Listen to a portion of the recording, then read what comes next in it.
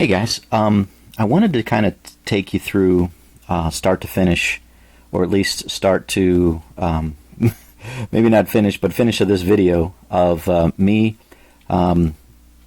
just the beginning of making this car. So this is a 2020 Matt Kenseth McDonald's car, and you can see I've got the red background removed. I'm going to use a 2019 Kyle Larson, Chevy Camaro. As the donor car. What's interesting is I was looking on Lionel's site the other day, and it showed Matt Kenseth Diecast 164 Diecast as they were going to produce the Credit One car. They were going to produce his All-Star Race car in 164, and also the McDonald's McDelivery car. Well, I thought for sure they would make the McDonald's car, not the McDelivery car, but regardless, I'm going to make this car because it looks like Lionel's they're not even offering this car on their website. So that means this should be a very coveted after, Matt Kenseth scheme. So we'll do that, and or I'm going to make that. I'm actually going to make two, one for my collection and one for sale. And then, so let me go. And see how much I can get done on this car as I get started on it. So again, these are Pato's Place decals. The sheet comes in a sheet of 4. I've cut that up, and this is the one sheet. And this is a donor car. I just bought off of eBay. I don't know. I can't remember if it was $7 or something like that, because Kyle Larson's no longer with Chip Ganassi. The price for these, I think, are a little bit cheaper. But yeah, let me set the camera down and get started on this thing. So what I like to do when I get the box, obviously I've washed my hands, so that's the first step, washing my hands. But I like to if this is not gonna be a Kyle Larson car, I like to peel off this little sticker, because I'm gonna get a piece of Matt Kenseth, a piece of a sticker that says Matt Kenseth. I'm going to put it over top of here. So I'm going to take this off, and I just kind of get my fingernail and I get it started here on this little corner. Sometimes they come off real nice without any residue. But again, my mindset is to kind of preserve the box as best as I can. I don't want to scratch it. I don't want to cut it, rip it in any way. So I'm just kind of carefully getting that corner going. And then just, with great care, I'm peeling it. And this is coming off actually really nice. Again, sometimes these leave a lot of residue. Sometimes they don't. And this is a case of when it's not, so that's good.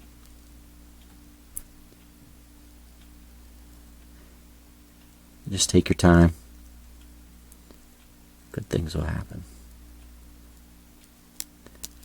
Yep. So that came off really nice. Let's check that.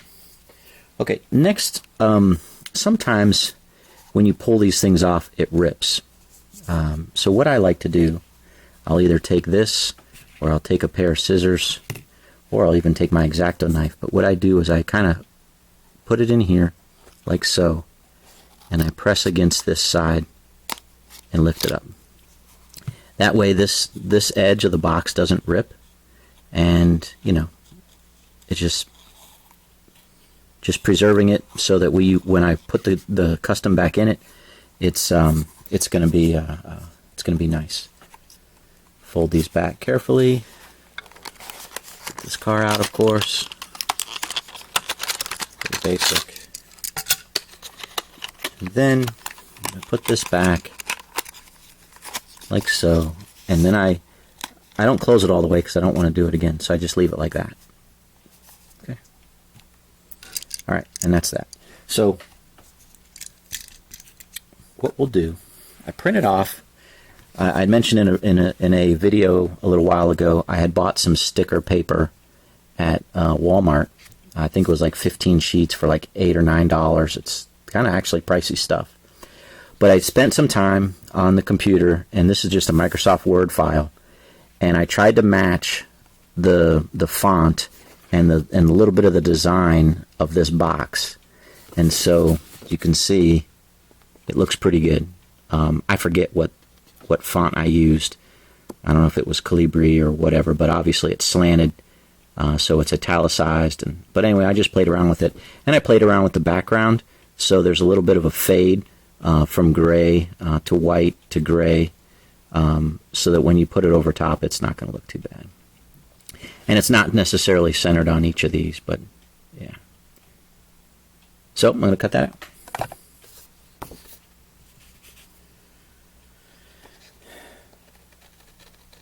I have a straight edge cutting board upstairs, but I'm just going to use the scissors on this one.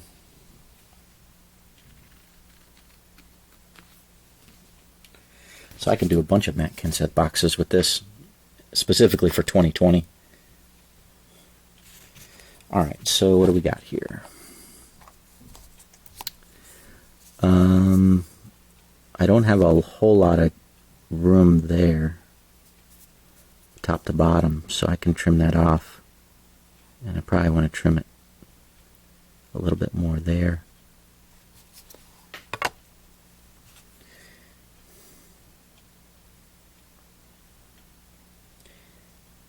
Nothing scientific here. We're just doing line of sight and trying to cut as straight as possible, so I can cover up that Kyle Larson and put this on here and make it look like a Matt Kenseth box.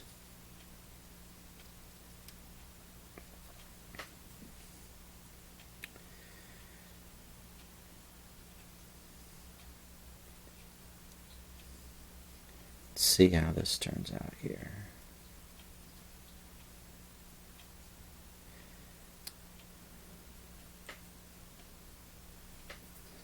Alright, what's this look like?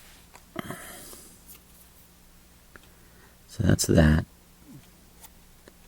I think it's a little, yeah, I'm a little too tall still. Cut a little bit more off the top. And I kind of like that side over there. Maybe a little bit more. A little bit here. Okay. So a little bit more off this side. Not too much. And then cut this across here. Sorry, I'm kind of wasting video time doing this, but do want to show you just, trying to take my time and do a good job here.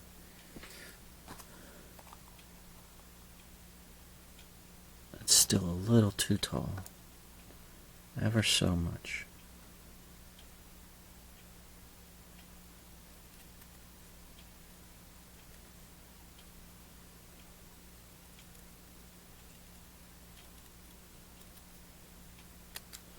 Okay. Alright. So I think I've got that side. Yep. Now I just need to get this other side here. And I think I'm just going to cut a straight line up.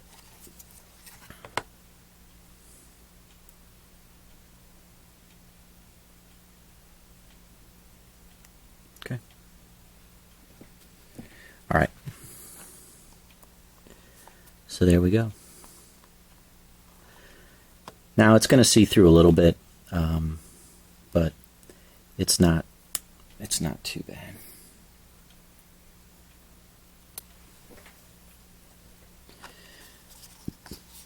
All right, let's get this on here.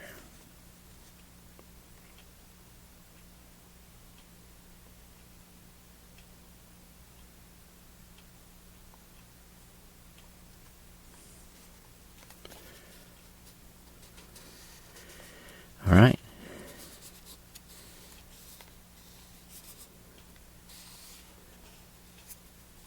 What do you think? Oh, pretty good. I mean, obviously it's not matching that gray perfectly, and you can tell it is a sticker over top of there. But yeah, I'm pretty happy with that. It's on straight, and you can't really read the Kyle Larson in any way. So, yeah. All right. I'll do that with the other box as well. The other thing I'll do is I'll put some coats of the clear sealer on this. Yeah, the paper's going to suck it up a little bit, but at least that coats it and you know, provides a little bit of gloss, because this is glossy, this is flat. So if I put 1, 2 light coats and then a third coat on top, it should look pretty good. So yeah, I'll do that. Okay, next step, we're gonna drill this thing. If I can get this camera angled down, and you can see what I do with this thing. Got a mess in here. I haven't cleaned this out in a little while. Gotta do that.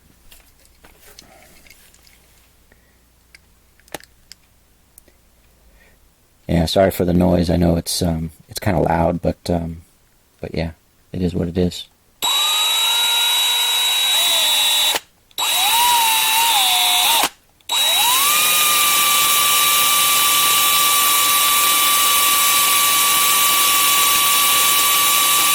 Pushing kind of hard here.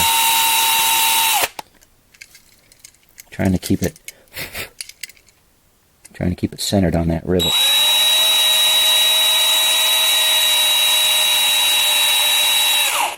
All right, we're getting there.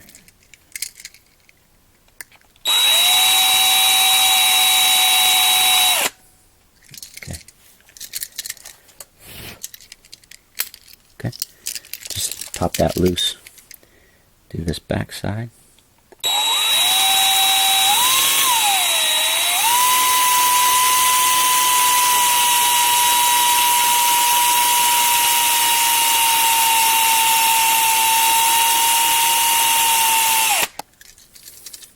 Again, this is a what is this?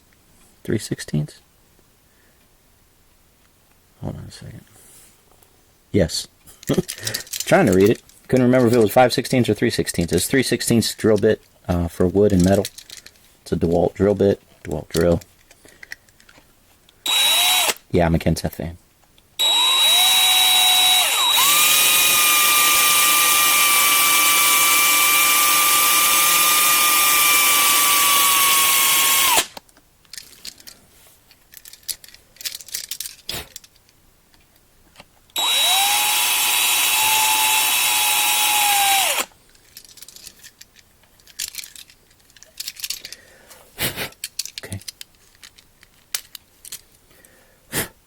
Try to blow off all the little plastic metal shards.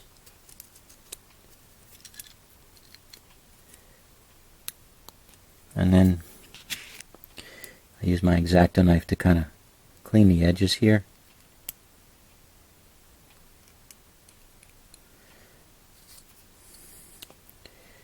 Yeah, it's not going to be perfect, but I'm just trying to make it look nice when I go to put this back together. Want it to look as nice as it can, without a lot of, shards and stray pieces of plastic that look out of place. I don't know how many of the collectors care about the bottom of the car. I know when you're looking at the car, if it's in its display case or in the box, you don't really see the bottom. But if I can give a little attention to it and make it look nice, set it apart from other customs on eBay or other places that you can find, then I want to do that, Okay, so that's that.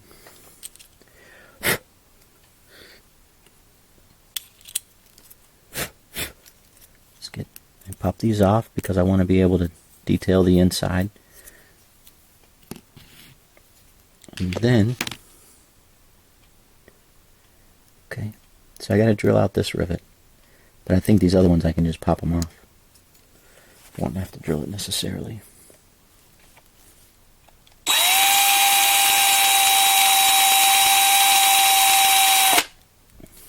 see that go to slip off, and I don't want to drill any more of that plastic piece than I have to.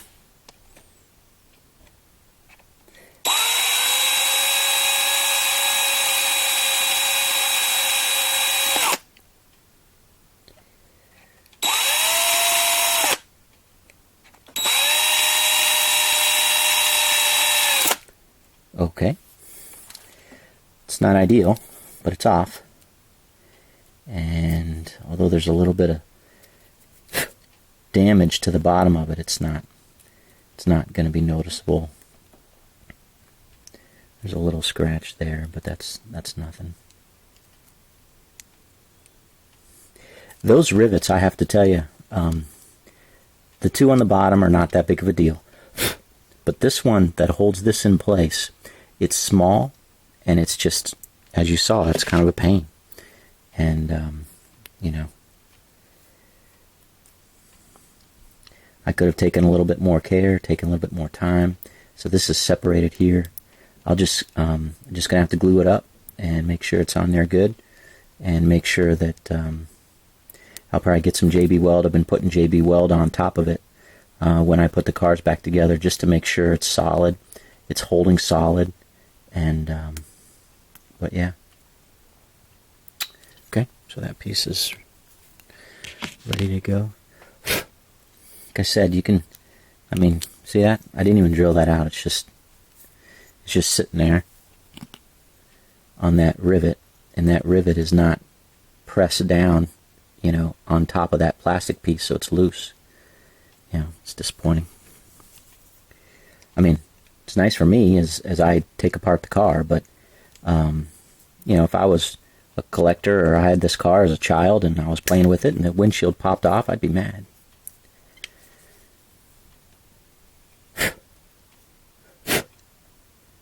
Maybe they realize that most people, when they buy these cars, aren't really playing with them. They're just leaving them in a box and collecting them and saying it's part of their collection. I don't know.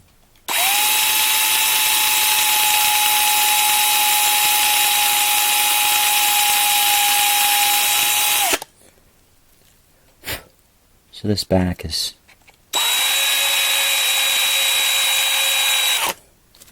not too hard. I gotta watch my finger. I was just cleaning some cars I had dipped.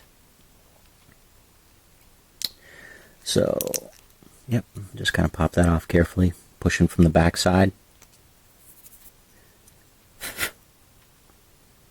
Fan these out just a little bit so that when I put it back in, they'll fold into place nicely. And I just kind of take my pliers here and kind of round off that remaining edges of the of where that rivet was, just because it's a little sharp, and just kind of cleaning it off a little bit. So again, when I go to put it back together, it's good. So at this point, and I usually do two cars, take it. Here's my stripper solution. It's kind of old, but I hang it on this little piece of electrical wire that I have hooked here. Kind of hold it over this box. I got some weight up here holding it in place on the back end, and just kind of dip it. And the stripper solution that I have is that clean strip X stripper that I got, I think, at Walmart. They sell it at Walmart, Home Depot. So fully immerse it, and that'll take the usually in about 15-20 minutes it'll look like it's ready to scrape, but I usually wait an hour, sometimes 2 hours, for it to just sit there and strip all that stuff off. You can see it already bubbling on there. It's really potent stuff. Definitely don't want to get it on your hands. So when that's done, not going to be in this video, I scrape the car off. You know, that's all the residue that I scrape off with my X-Acto knife. And then I wash it off in the utility sink, and I actually just did these, and it'll look something like this. You can see not all of the little paint is off, or the little wrap is off. So I'll take my X-Acto knife and a wire brush and I'll clean it inside and out as best as I can. Sometimes it comes off nice like this. You know, this is pretty well clean, free of any type of debris or leftover residue from the donor car. After I wire brush it and I use some steel wool, it'll look like this. And when I'm ready, I'll paint this with primer, unless it's a paint and primer together. You know, like sometimes I use this stuff that's, you know, says it's a paint and primer. Other times I have this stuff that is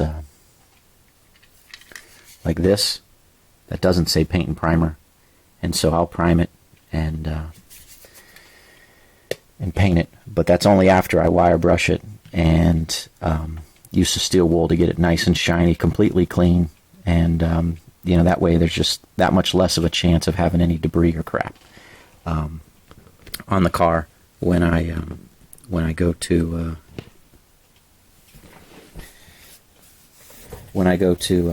you know, paint it, and the finished product looks much better. So then I use my paint pens here. This is a gray. I've got a white. Actually, this is a Sharpie, because the white Tester's paint pen was junk. My experience, this is much better. I've got a flat black one that I don't use too much unless the interior is a tan, or I'm sorry, is a gray color. I'll use this flat black for various things in that. And then I'm at the end of my rope on this gloss black paint pen. As you can see, it's getting pretty old. I'm breaking in the new one, and so I'm kind of using up with the residue of this and breaking that one in. And then I have the red that I use. So those are the paint pens that I use almost all the time on my custom. So let me shake these up a little bit and show you the next couple steps here.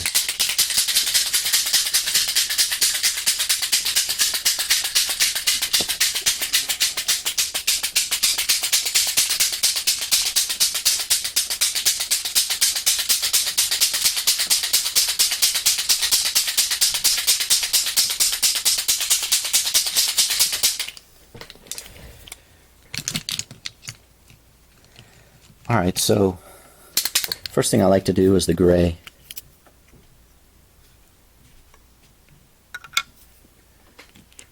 And I'll just touch up a little bit on this dash piece, like so.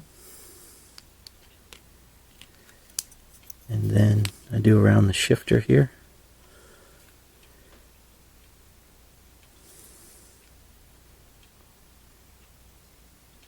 Once you get used to using these paint pens, you know, you have to depress the tip to get the paint flowing.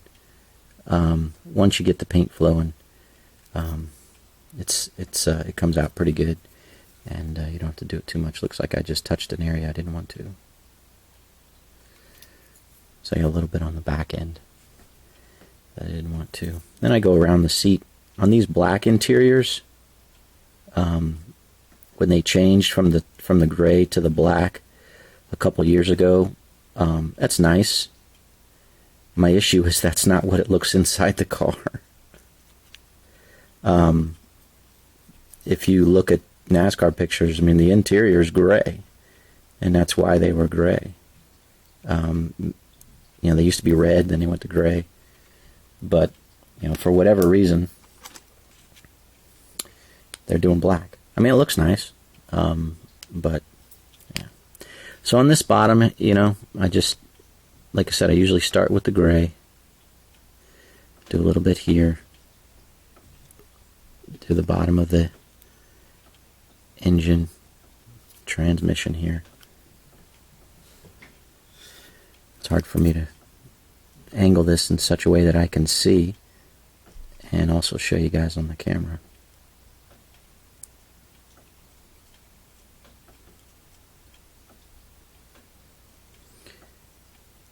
I'm not too concerned around here, usually kind of liberal, because if I get a little bit on there, I'll let it dry. If I get it on a place that I don't want it, okay, I let it dry. You can see I got a little gray here on the exhaust, but I'll cover that up with black, so it's not that big of a deal. But if I get it over here or over there, I used to freak out, but I've learned just let it dry, give it a number of hours, let it dry completely, and then I take my X-Acto knife and I just gently scrape it off, and it'll come off and it'll look fine. Look really hard for somebody to notice that it's not what it that somebody had done something wrong there. So then I take my white and I do this little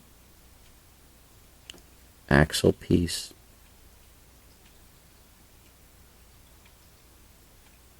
like so.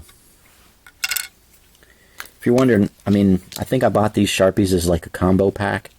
I think that's the best way to, because individually, there's $7 a piece maybe, which, it is what it is from a hobby perspective. But if you buy it in a combo pack, they're definitely cheaper per.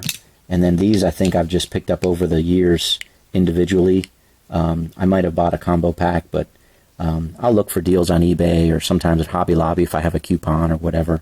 So instead of sometimes you get like a 30 or 40% off coupon at Hobby Lobby, and there you go in and buy one of those. So instead of like $8, it's $5 or something. So all right, so that's that. Let's do a little bit of the red. So on this, there's no fire extinguisher on this, and there's no little line that runs here. So I just do this little platform here. I paint that red. And it's just getting a little bit of the red on there.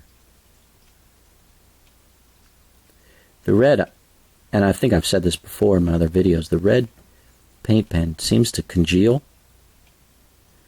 The paint seems to congeal, and you get like these little chunks. And you just have to watch.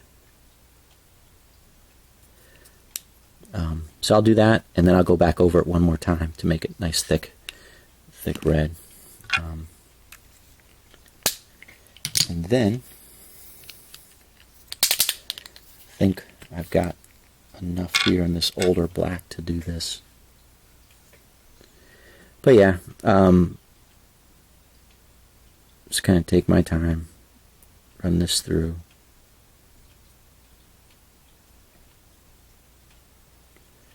I can see I'm running out of time on my video. But, this gives you, a little bit of insight into how I get things started with a custom.